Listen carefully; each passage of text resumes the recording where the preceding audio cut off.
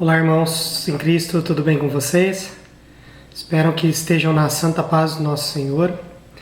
Chegamos à reta final do nosso estudo sobre os outros povos da Bíblia e hoje começaremos com a primeira aula sobre os romanos, né?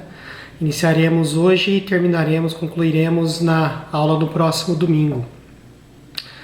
Bom, acho o Márcio na semana passada, né, falou com vocês sobre os gregos, concluiu os estudos, né, sobre os gregos, e os romanos eles são herdeiros de certa forma dessa cultura grega, principalmente da parte da filosofia e da religião grega. Entretanto, eles eram um povo mais pragmático, não muito dados a reflexões filosóficas. As suas ações eram mais voltadas para resultados concretos da dominação imperial, né? Nós falaremos, né, sobre os períodos históricos desse povo, período brevemente sobre a monarquia, sobre a república, mas o nosso foco maior vai ser sobre o Império Romano. A religião ela era totalmente submetida à política, e a influência do imperialismo romano sobre o judaio-cristianismo, que é o nosso foco principal, né, que principalmente nós discutiremos no segundo encontro no próximo domingo. Falando um pouco sobre o aspecto físico desse império, mais especificamente do aspecto geográfico, né, ele gira em torno de uma cidade, Roma, né, que conquista toda a Península Itálica, né, aquela famosa região da Bota que hoje forma a Itália, e posteriormente o entorno do Mediterrâneo, do mar Mediterrâneo, e grande parte da Europa, Ásia Ocidental e o norte da África também. Roma começou como um povoado no Monte Palatino, nas montanhas vizinhas ali da região.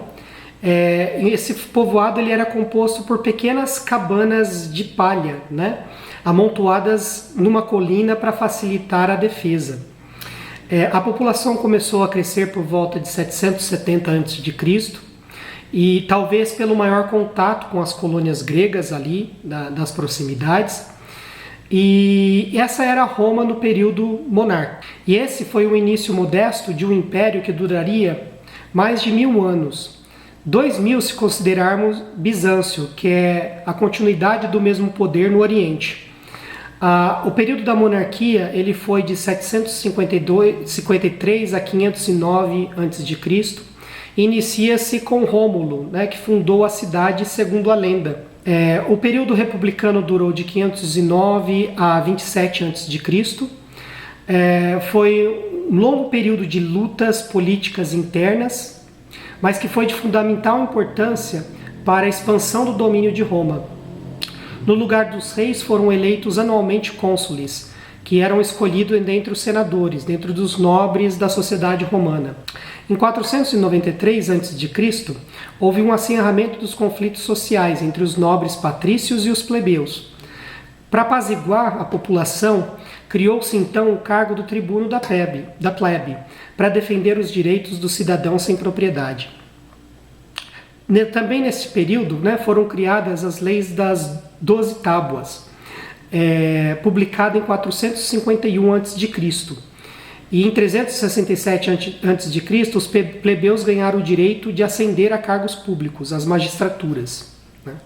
Entre 91 e 88 a.C., a península explodiu em uma guerra civil entre os itálicos e os seus senhores romanos. Os itálicos, lembrando que eram o povo que ocupavam a Península Itálica, que foram conquistados pelos cidadãos de Roma, da cidade de Roma, ao final do qual aqueles receberam o direito da cidadania romana. Então, mais pessoas, né, os itálicos, os outros povos daquele local, daquela península, conseguiram, né, nesse período garantir os direitos à cidadania romana. A República viveu um longo período de crise, ocasião em que os equestres, que eram os cavaleiros do exército, enriquecido pelas conquistas militares, ganharam cada vez mais poder político. Entre 78 e 44 a.C., houve um acirramento da disputa entre os cônsules e o Senado. Nessa ocasião, Júlio César, o famoso imperador romano, vence a disputa contra Pompeu, que era um outro cônsul romano, conseguindo o cargo de ditador vitalício. Mas logo depois é assassinado em um complô orquestrado pelos senadores. O final do período republicano, o início do Império Romano, começa quando o Senado concede a Otávio, filho adotivo de César, o título de Augusto, e que concentra poderes absolutos. O poder das assembleias populares foi transferido para o Senado, sob o controle do imperador. Desde o período monárquico, os romanos adoravam uma divindade detentora do Império. Imperium era uma força, o poder transcendente e criativo capaz de agir sobre o mundo e submetê-lo à sua vontade. O deus principal, dentro do panteão dos deuses adorados pelos romanos, era Júpiter, né? Que concedia ao Império essa força para governar ao governante, ao imperador. Mas também liderava o exército na batalha. Os romanos acreditavam, quando eles iam para a guerra, que eles, além de serem liderados pelo imperador, eles eram liderados pelo próprio deus Júpiter. A expansão imperial beneficiou exclusivamente os nobres da sociedade romana. Os romanos cooptavam as aristocracias dos estados conquistados e compartilhavam o comando do império, concedendo cidadanias e encontrando os parceiros para a ampliação das riquezas espoliadas da população. Um exemplo disso é o rei Herodes, né, que nós ouvimos nos relatos bíblicos, que era um rei de Jerusalém, mas não era um rei respeitado pelo povo judeu, pois ele era simplesmente um fantoche do Império Romano. E ele governava não buscando glorificar o nome de Deus e amar as pessoas e buscando o bem da população dos judeus, mas era por interesses próprios e defendendo os interesses do Império Romano. O Império era regido por um espírito político que integrava tudo, economia, política, militarismo, cultura e religião, dentro de um imenso propósito de promover o que eles chamavam de Pax Romana, paz romana, a unidade em prol do bem da humanidade. Para salvar as aparências, o discurso afirmava que tudo era feito para o bem de todos. Aí estava o Império, força imposta pelo bem coletivo, o que não estava distante das formas contemporâneas que nós conhecemos de totalitarismo político. Pensando um pouco, trazendo para a nossa realidade, essa figura do ditador, né? Esse termo que nasceu com o ditador vitalício, primeiro César e depois o seu filho adotivo Augusto, né? Como nós vamos ver aqui, não é saudável, não é salutar para nós dentro da igreja, né? Num ambiente cristão, né? Em primeiro lugar, a gente pode traçar como um aspecto negativo, né, de regimes ditatoriais essa parte da terceirização da culpa, de delegar a responsabilidade do nosso pecado, das nossas atitudes a outrem. E isso a gente vê primeiramente acontecendo com Adão e Eva no paraíso, né? Quando eles pecam, eles desobedecem a Deus, Deus procura Adão para conversar, né, para buscar confrontá-lo no seu pecado. Primeira coisa que Adão faz, ele se esconde e depois ele acusa a mulher, né? Eu pequei porque a mulher que o Senhor me deu me fez pecar. Então ele aponta um dedo para a esposa, né, que Deus lhe deu, e um dedo para Deus. Quer dizer, eu pequei porque o Senhor me deu essa mulher que me convenceu a pecar. Ele não assume o seu pecado. E quando Deus fala com Eva é a mesma coisa, ela não assume o pecado dela. Ela aponta para a serpente. E dentro de um modelo totalitário, isso acontece mais facilmente, né? Selecionei um trecho aqui de um livro de uma escritora judia, Hannah Arendt, que ela fala um pouco sobre esse conceito, ela cunha esse conceito da banalidade do mal. Não que ela ache que o mal seja algo banal, mas eu vou explicar aqui para vocês um pouco, né? Logo depois das atrocidades que foram cometidas pelo regime nazista na Alemanha, ela acompanha, né, o julgamento de Nuremberg de um burocrata nazista que trabalhava para a Gestapo, né? A elite da política hitleriana. E ela acompanhou o julgamento desse Adolf Eichmann, e eu vou ler um trecho para vocês aqui, vocês podem acompanhar aí na tela também. Segundo Hannah Arendt, Adolf Eichmann não era um monstro. alguém com espírito demoníaco e antissemita contra os judeus, né? Ela o identificou como um burocrata, um sujeito medíocre, que de certa forma renunciou a pensar nas consequências que seus atos poderiam ter, embora as atrocidades por ele conduzidas tivessem sido de uma crueldade inimaginável. O executante era ordinário comum, não era um demônio, nem um monstro. Eichmann revelou-se durante todo o processo, até os dias que antecederam sua morte, sua execução por enforcamento, como uma pessoa incapaz de exercer a atividade de pensar e elaborar um juízo crítico e reflexivo. E isso acontece muito em regimes totalitários. Nós acabamos delegando a nossa culpa à liderança. Eu fiz isso, eu cometi certas atrocidades, eu agi contra a vontade de Deus, obedecendo essas autoridades instituídas. Essa idolatria ao detentor do império que acontecia, né, dentro da sociedade romana, na figura do imperador, ele demonstra também um aspecto de idolatria, né? Esse nosso anseio pelo reino do Messias é muitas vezes deturpado, né, pelo nosso inimigo, pelo diabo, e em uma aceitação de um homem com poderes totais, né? Se a gente passar ali para o livro de Apocalipse, se os irmãos quiserem acompanhar aí na tela, Apocalipse 2, de 12 a 13, né, João escrevendo, inspirado pelo Espírito, que ao anjo da igreja de Pérgamo escreva: estas são as palavras daquele que tem a espada afiada de 2 gumes. Sei onde você vive, onde está o trono de Satanás, lá em Pérgamo. Contudo, você permanece fiel ao meu nome, e não renunciou à sua fé em mim. Nem mesmo quando Antipas, minha fiel testemunha, for morto nessa cidade, onde Satanás habita. Contextualizando, né, o significado desse texto, o que o autor quis dizer escrevendo com isso, estudiosos sabem, né, historiadores sabem que em 29 a.C., as elites da Ásia Menor, em sinal de gratidão, pediram permissão a Otaviano, ao imperador, ou Augusto, o novo imperador que viria a ser conhecido como César Augusto, para que pudesse cultuá-lo como se fora uma divindade, na cidade de Pérgamo, onde está o trono de Satanás, como João disse. Otaviano autorizou esse novo culto, em honra tanto a Roma, a deusa Roma, quanto a Augusto, a figura do imperador. Então, esse trono de Satanás, que João fala, ele faz uma referência ao trono de César, né, do imperador que era cultuado como um deus.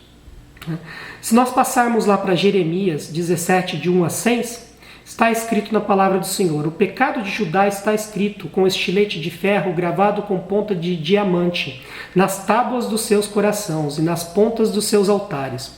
Os seus filhos se lembram dos seus altares e dos postes sagrados, ao lado das árvores verdejantes, sobre os montes altos e sobre as montanhas do campo. As riquezas de vocês e todos os seus tesouros eu os darei como despojo, como preço, por todos os seus pecados nos altares idólatras, em toda a sua terra. Você mesmo perdeu a posse da herança que eu tinha dado a vocês. Eu o farei escravo de seus inimigos, numa terra que vocês não conhecem, pois acendeu-se minha ira, que arderá para sempre. Assim diz o Senhor. Maldito o homem que confia nos homens, que faz da humanidade mortal a sua força, mas cujo coração se afasta do Senhor. Ele será como um arbusto no deserto, não verá quando vier algum bem. Habitarás nos lugares áridos do deserto, numa terra salgada onde não vive ninguém. Então esses são os efeitos, né, da gente colocar nossa confiança em homens, né? Achar que uma figura humana pode assumir atributos divinos de infiabilidade, né? E isso acontece muito nesse tipo de regimes totalitários. Ansiamos a vinda do Messias, que reinará sobre tudo e todos e acabará com todos os nossos problemas. Muitas vezes o inimigo, de maneira astuta, transfere esse desejo para figuras políticas, né? E nós vimos muito isso em cultos a figuras ditatoriais, né, que são colocados como ídolos humanos. Se nós analisarmos o período das reformas protestantes, né, um dos pontos que foi confrontado ali por Lutero e por outros reformadores foi a infalibilidade papal, né? Acreditava-se a religião cristã romana, né, da Igreja Apostólica Romana, que o Papa não falhava. Tudo o que ele dizia era a vontade de Deus, né? E nós sabemos que, como ser humano, todos são falhos, né? Todos os pecados estão destituídos da graça de Deus. Então, não existe uma figura humana que não seja falha. Nisso mora o perigo de concentrarmos muito poder na mão de certas pessoas, né? E nós seguimos essa tradição depois da Reforma, né? E mais democráticas dentro da nossa igreja. Nós vemos isso dentro das práticas batistas das assembleias, né? Nós respeitamos sim as nossas autoridades, porque o respeito da autoridade é instituído por Deus. Deus nos manda obedecer e respeitar as autoridades para o nosso próprio bem. Mas nós temos sempre em mente que os líderes também são suscetíveis à corrupção do pecado. Por isso, não podem concentrar poderes absolutos. Além disso, devemos ter em mente a primazia do senhorio do nosso Senhor Jesus Cristo. Né? Quando aquilo que a nossa liderança política confrontam os princípios do Evangelho, né? Nós temos a obrigação de obedecer primeiro a Cristo, que é o nosso Senhor. A reforma protestante também ela coincide com a ascensão das democracias modernas, né? Eu acho que brilhantemente John Stott, né, o teólogo, ele define muito bem, ele faz uma defesa, uma apologia à democracia, utilizando princípios bíblicos nesse trecho que eu vou ler com os irmãos. O paradoxo ou a ambiguidade humana faz da democracia a melhor forma de governo jamais desenvolvida, pois idealmente a democracia reconhece tanto a dignidade como a depravação do ser humano.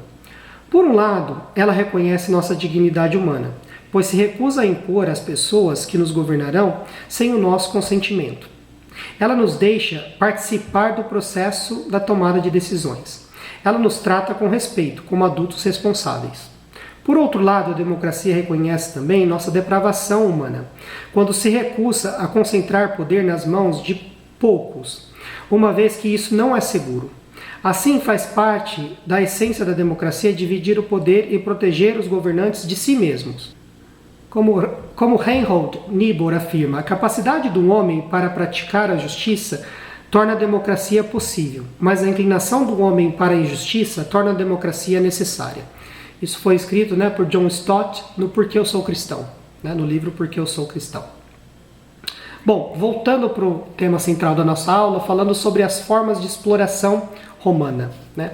O ato da conquista, pilhagem e os espólios da guerra permitiu o enriquecimento da classe militar. Fazia parte desses espólios os escravos retirados dos povos conquistados. Os conquistados eram colocados dentro do sistema provincial romano, onde eles eram obrigados a pagar impostos regulares. Isso possibilitou a manutenção do império e a riqueza pessoal de senadores e dos imperadores. O comércio também era subjugado, né, aos senhores romanos. As principais fontes produtivas locais, como extração e comercialização de metais, se tornaram exclusivamente romana. Isso possibilitou uma constante ampliação das fortunas de todas essas classes poderosas, né? Outra questão importante da gente traçar um paralelo aqui para o entendimento do Novo Testamento é a função da cobrança de impostos, né, que estava a cargo dos publicanos. E quem que eram esses publicanos, né? Isso vem do termo latim publicani, que é um funcionário público, que eram coordenados pela classe equestre, né, que são os soldados romanos. Ela era articuladora das cobranças nas províncias, né, onde confiava o recolhimento aos publicanos locais, selecionados da população nativa, né. A gente consegue ver relatos lá do apóstolo Mateus, que era um publicano. Se os irmãos quiserem acompanhar, lê com calma depois, em Mateus 9, de 9 a 13, Marcos 2, de 13 a 17, Lucas 5, 27 a 28, relata a história, né, de quando Jesus chamou o publicano Mateus para segui-lo e ser um dos apóstolos. O publicano, então, como já mencionado, era sempre um membro do povo conquistado. O sistema, né, dos publicanos não funcionava na base do salário, mas da comissão. O imperador exigia que a província fornecesse um determinado valor. O magistrado local repassava a cobrança para os coletores. exigindo de cada um deles uma cota fixa de arrecadação, de cujo excedente ele tiraria o seu lucro. Os coletores ou os publicanos faziam o mesmo, tirando o lucro dos contribuintes. Então dá para a gente ver aí uma exploração em cascata, né? Quem pagava a conta dessa pirâmide de cobranças era sempre o povo. Como eram nativos, né, cobrando impostos de seus conterrâneos para uma potência invasora, os publicanos eram especialmente odiados em todas as províncias do Império Romano. Isso fica muito claro para a gente ali em um outro trecho da Bíblia, no contato de Jesus, na conversão de Zaqueu, né? Quando Jesus chegou àquele lugar, olhou para cima, ele disse: Zaqueu, desça depressa, quero ficar na sua casa hoje. Então ele desceu rapidamente e o recebeu com alegria. Todo o povo viu isso e começou a se queixar. Ele se hospedou na casa de um pecador. Mas Zaqueu levantou-se e disse ao Senhor: Olha, Senhor, estou dando a metade dos meus bens aos pobres, e se de alguém extorquir alguma coisa, devolverei 4 vezes mais. Jesus lhe disse: Hoje houve salvação nesta casa, porque este homem também é filho de Abrão, pois o Filho do Homem veio buscar e salvar o que estava perdido. Aqui a gente pode ver e traçar um paralelo para a nossa vida também, né? Nem todo mundo Deus chama para um ministério para um ministério pastoral, para ser um missionário, mas todos nós somos agentes de Cristo na sociedade.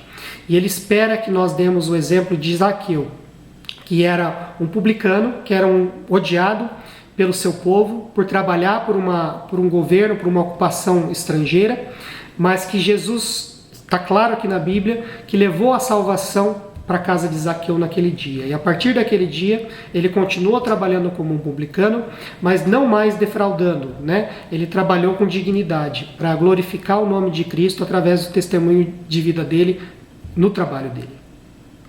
Falando um pouco agora sobre a sociedade romana. Eles eram uma sociedade bastante tradicional e disciplinada.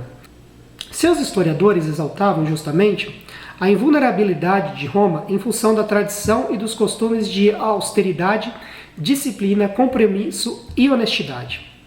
Claro, era uma propaganda ideológica, mas que não deixava de ter um fundo de verdade.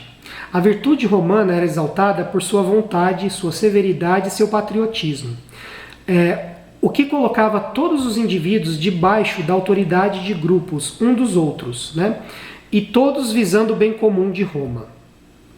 Cada um era importante, não por sua individualidade, mas pela função social, como soldado, trabalhador ou magistrado. A moral romana era direcionada à exaltação da cidade de Roma. Passando agora a falar sobre a família romana.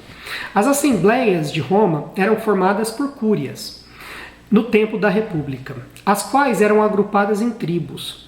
Organização que se tornou praticamente relevante no Império, em termos de decisão política.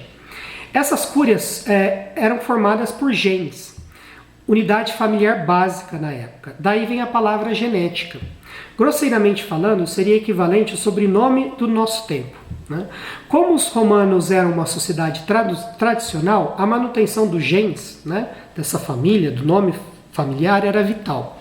Isso se dava através de casamentos, né, que era um ato público imprescindível, né, essas uniões eram arranjadas pelos pais, né, por interesses econômicos e sociais, não vínculos emocionais, né? A idade mínima, o título de curiosidade, do casamento era para as meninas de 12 anos e para os meninos de 14 anos. O casamento era exclusivamente monogâmico, mas a infidelidade masculina era vista com naturalidade. Homens tinham amantes escravas, libertas e mulheres consideradas sem honra pela sociedade. A pederastia também era uma prática aceita. Homens podiam ter relacionamentos sexuais com meninos escravos, mas sofriam severas retaliações se fizessem o mesmo com uma criança romana. Então nós podemos ver aqui uma questão de uma ética, né, para nós cristãos bastante questionável, né?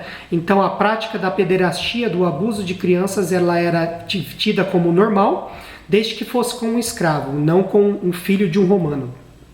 O divórcio era uma prática legal também, outro ponto que para nós cristãos é complicado. O pai era o chefe absoluto da família e o filho só vinha ao mundo pela decisão do pai. A parteira, no momento do parto, deixava a criança no chão após o nascimento. E o pai a tomava nos braços como um sinal de reconhecimento de sua origem. Se o pai assim não o fizesse, o recém-nascido era jogado no lixo da cidade, onde morria ou era levado para ser escravo. Outro aspecto, né, dessa ética romana, que uma prática para eles era normal, que nós questionamos, né, que é o valor da vida, independente da origem dela. Né? O filho reconhecido continuava sob a tutela do pai até a sua morte. Então, para um pai longevo, né, para o filho era uma situação muito difícil, porque ele não podia vender um bem, ele não podia se casar, ele não podia tomar nenhuma decisão no mundo civil ali sem autorização do seu pai. A adoção, inclusive de adultos, era uma prática comum. Um filho poderia ser dado à adoção para outra família da mesma maneira que se dava uma filha em casamento. Forma de salvar uma linhagem familiar, e isso a gente pode ver no caso de Júlio César, que não tinha um filho homem para assumir, né, a sua continuidade e herdar a sua fortuna e o seu nome. Então ele adotou Otávio, né, que se tornou o futuro imperador de Roma, o César Augusto, né, para esse fim. Falando um pouco sobre a prática da escravidão no Império Romano. No meio rural, ela era uma forma brutal de exploração. Né? Os escravos do meio rural eles tinham uma sobrevida muito curta. Né? No meio urbano era um pouco mais amena. Os escravos podiam viver com suas famílias, trabalhar nos comércios de seus senhores com certa autonomia e até alcançar liberdade. Eles eram cooptados nas guerras, né? Como nós já mencionamos aqui, de bebês abandonados também, e de pobres que vendiam seus filhos, e mesmo adultos que se vendiam para não morrer de fome. O escravo era considerado inferior por natureza e tratado como criança. Seus senhores os chamavam de menino ou pequeno, mesmo quando velhos. Para entendermos um pouco, né, como os escravos eram vistos na época, de acordo com a filosofia que eles seguiam, eu vou ler um trecho do filósofo Aristóteles, que é grego, mas os romanos são herdeiros da filosofia grega. Aqui está escrito: quem pode usar o seu espírito para prever é naturalmente um comandante, e naturalmente um senhor. E quem pode usar o seu corpo para prover é comandado, e naturalmente escravo. O senhor e o escravo têm o mesmo interesse, de acordo com Aristóteles. Né? Então, para eles, a escravidão era um ato normal, e o escravo era visto como um ser inferior. Muito diferente do que nós como cristãos acreditamos, né? Que todo ser humano foi criado à imagem e semelhança de Deus e por isso ele merece o respeito. Né? Isso a gente pode ver muito claramente no Novo Testamento. Eu peguei um trecho de uma tese de doutorado de João Cândido Barbosa, né, em Ciências da Religião na PUC de Goiás, onde ele disse, estudando um pouco sobre trechos das cartas paulinas: Paulo então escreve a Filemão pedindo-lhe que receba Onésimo como irmão e não como escravo, não já como servo antes, mais do que servo como irmão amado, particularmente de mim, e quanto mais de ti, assim na carne como no Senhor. Assim, pois, se me tens por companheiro, recebe-o como a mim mesmo. Está lá em Filemão 1:16-17. Paulo parte de uma situação particular, a relação com Filemão e seu escravo Onésimo, para escrever uma carta de cunho comunitário, uma vez que não endereça essa carta somente a Filemão, mas também a Ápia, Arquipo e a igreja. Ou seja, a mensagem da carta não é só para Filemão, mas para a comunidade que vivia em um sistema escravagista. E para Paulo, dentro da comunidade cristã, não havia lugar para um sistema de desigualdade. Assim, acreditando ser através do amor e fé em Deus que todos se igualam, e são superadas as diferenças entre Filemão, se insurgindo contra o sistema escravagista, proclamando a fraternidade. Num contexto onde essa relação que sugere para Filemão o seu escravo Onésimo, de irmãos, pode representar a relação de todos os escravos com os seus donos. Existe dentro desse contexto de escravidão uma situação de desumanização, que é um processo psicológico que demoniza o inimigo, fazendo com que pareçam menos humanos. É, por sua vez, não merecedores de tratamentos humanos. Esse processo aumenta a violência, a violação dos direitos humanos, os crimes de guerra e os genocídios. Geralmente, desumanizamos aqueles que percebemos como uma ameaça ao nosso bem-estar e aos nossos valores. Em uma situação de conflito, os sentimentos de raiva, o medo e a desconfiança modam a forma como um grupo percebe o outro. E o oponente começa a ser descrito como perigoso, monstruoso, com ausência de valores morais. E o antídoto para tal mal é sempre nos lembrar que todo ser humano foi criado à imagem e semelhança de Deus, né? A imagus Dei. Nós precisamos lembrar disso, né? Toda vez que tentarmos desumanizar alguém, algum grupo social, né? Então disse Deus: façamos o homem a nossa imagem conforme a nossa semelhança, conforme está escrito lá em Gênesis 1:26, a primeira parte do versículo, né? Para complementar essa ideia, eu trouxe um trecho aqui de uma obra do pastor Timothy Keller, onde ele diz: muitos ainda acreditam que a ideia de direitos humanos foi desenvolvida por pensadores do iluminismo secular, como Hobbes e Locke, né? Brian Tierney, um historiador da Universidade de Cornell, demonstrou que, pelo contrário, foi dentro da jurisprudência cristã dos séculos XII e XIII que o pensamento em direitos humanos começou, enraizado particularmente na doutrina cristã, de que todos os seres humanos são criados à imagem de Deus e, portanto, têm dignidade inerente, né? Então, nós devemos seguir esses exemplos, né, de outras figuras históricas, de outros cristãos ao longo da história, que lutaram pela dignidade humana por conta da palavra de Deus, que nos afirma que todo homem e toda mulher foi criada à imagem e semelhança do nosso Senhor. Sigamos os exemplos, né, de outros cristãos como William Wilberforce e John Newton, que lutaram contra a comercialização de escravos na Inglaterra do século XVIII, né, como Desmond Tutu, que lutou contra o regime do apartheid na África do Sul, como Martin Luther King Jr., pastor batista, que lutou contra a segregação racial nos Estados Unidos, né, acreditando que a escravidão ela desumaniza o ser humano, né? Ela tira, ela viola essas características da dignidade humana que nós temos por conta da nossa criação à imagem e semelhança de Deus, né?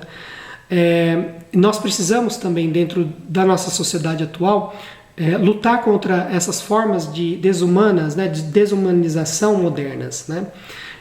Lembrando que eu já mencionei em aulas anteriores o Catecismo Menor de Lutero, onde ele interpreta o quinto mandamento: não mate, né? O que significa isso? Nós devemos temer e amar a Deus e por isso não agredir nem ferir o nosso próximo, mas devemos ajudá-lo para que tenha tudo do que precisa para viver, né? Então, não matar não é apenas não assassinar, né? Não tirar a vida de alguém, mas Lutero vai além. Ele diz que nós fazemos isso provendo e nos certificando de que o nosso irmão tem o suficiente para viver, para sobreviver. Voltando agora para os romanos, falando sobre as classes sociais juridicamente diferenciadas. A desigualdade jurídica instituída pelos romanos não era restrita aos escravos e livres. A segunda mais importante divisão social estava entre os cidadãos e os estrangeiros livres, né? Os não cidadãos, chamados, né, no idioma latino de peregrinos. A palavra peregrino vem daí. Estrangeiros não eram cidadãos, não tinham raízes, estavam de passagem. Já o cidadão era o proprietário, tinha raízes, era um romano detentor da cidadania e do pleno direito, né? Entre o cidadão e o peregrino havia o semi-cidadão, que a situação intermediária do direito latino, que dava acesso a alguns benefícios a essa pessoa, mas de efeito muito mais formal e moral do que prático, né? E nisso nós trazemos para a gente, né, dentro da Bíblia, a diferença que se dá ao tratamento do estrangeiro, né? Como nós, como servos de Cristo, devemos tratar o estrangeiro, né? Não como um cidadão de segunda classe, mas como um ser digno, criado também à imagem e semelhança do nosso Deus. Trouxe alguns versículos sobre o tema para nós refletirmos. Pois o Senhor, o seu Deus, é o Deus dos deuses, soberano dos soberanos, o grande Deus, poderoso e temível, que não age com parcialidade nem aceita suborno. Ele defende a causa do órfão e da viúva e ama o estrangeiro, dando-lhe alimento e roupa. Amem os estrangeiros, pois vocês mesmos foram estrangeiros no Egito, como está escrito em Deuteronômio 10, 17 a 19. O outro versículo: não maltratem nem oprimam os estrangeiros, pois vocês foram estrangeiros no Egito. Êxodo 22, 21. Quando um estrangeiro viver na terra de vocês, não o maltrate, conforme está em Levítico 19, 33. Maldito quem negar justiça ao estrangeiro, ao órfão e à viúva. Todo o povo dirá amém, conforme está em Deuteronômio 27, 19. Né? Continuando, com o crescimento do império, a cooptação de outros povos, a tendência legal foi aumentar as concessões de cidadania. Os romanos criaram então uma diferenciação entre os próprios cidadãos, a fim de manter os privilégios. Né? Eles criaram duas classes de cidadão, os humiliores e os honestiores. Né? Os humiliores, de onde vem a palavra humilde hoje, eram os pobres, a plebe cidadã, que não tinha bens materiais ou dinheiro e dependia do próprio trabalho para viver. Nota-se daí, né, a etimologia, como mencionado, da palavra humilde. Acima deles estavam os cidadãos considerados de bem, os honestiores, de onde vem a palavra honesto, aqueles que tinham posse e contribuíam para o império. Para ser parte dessa classe, o cidadão devia possuir no mínimo 5.000 sestárcios, né, a moeda de então. Essa classificação era determinada em censos anuais e significa a aplicação diferenciada da lei, de acordo com as suas posses. A grande massa deles não tinha acesso ao poder dos cargos públicos. Isso competia a quem fazia parte do ordo, a classe equestre, que nós já mencionamos aqui, né, os militares, cujos membros deviam ter no mínimo 400.000 sestércios, moeda de então.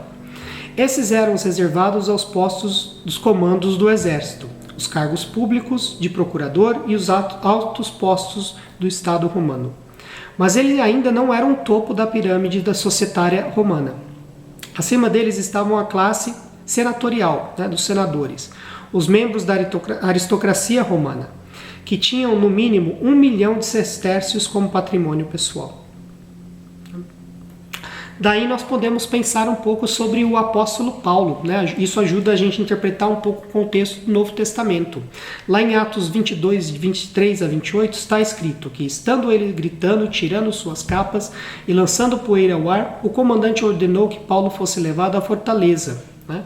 E fosse açoitado e interrogado para saber por que o povo gritava daquela forma contra ele. Enquanto o amarravam a fim de açoitá-lo, Paulo disse ao centurião que ali estava: vocês têm o direito de açoitar um cidadão romano sem que ele tenha sido condenado?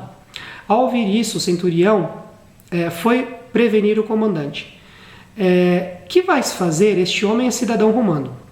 O comandante dirigiu-se a Paulo e perguntou: diga-me, você é cidadão romano? Ele respondeu: sim, sou. Então o comandante disse: eu precisei pagar um elevado preço por minha cidadania. Respondeu Paulo: eu tenho por direito de nascimento a cidadania. Né? Então, Paulo, possivelmente, né, desse trecho bíblico, nos leva a crer que ele era um membro, um cidadão humano dessa classe dos humiliores, né? E que, como ele era um cidadão por nascimento, não comprou essa cidadania, provavelmente sua cidadania era decorrente de seus pais, pois era um cidadão romano, filho cujo pai, no momento da concepção, era romano, casado legitimamente. Então, provavelmente, os pais de Paulo eram cidadãos romanos também. Né? Nesse contexto, irmãos, né, nós precisamos pensar de cidadão, de cidadania, de escravidão, né, que o que Pedro deixa para a gente ali, na sua primeira carta, no capítulo 2, nos versículos 11 a 12. Amados, insisto em que, como estrangeiros e peregrinos do mundo, vocês se abstenham dos desejos carnais que guerreiam contra a alma.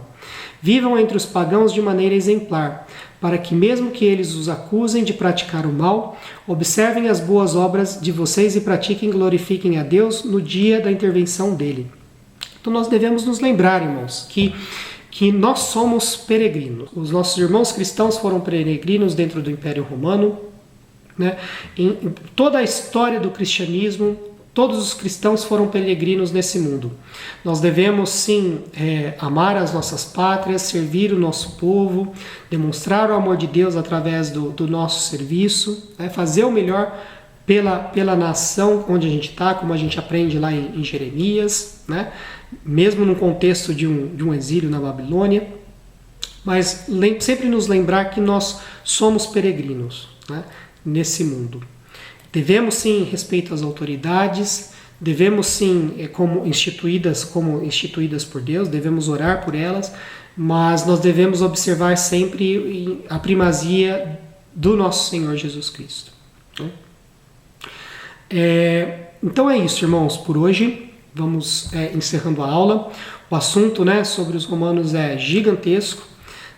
Teríamos que fazer um curso só sobre ele.